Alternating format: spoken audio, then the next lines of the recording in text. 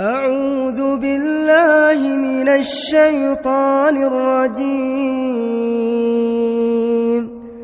بسم الله الرحمن الرحيم.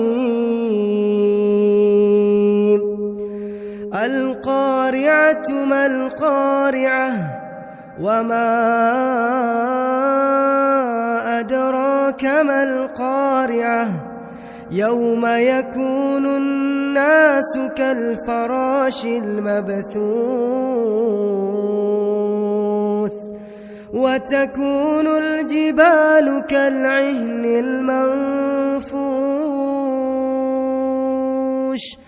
فأما من ثقلت موازينه فهو في عيشة راضية وأما من خفت موازينه فأمه هاوية وما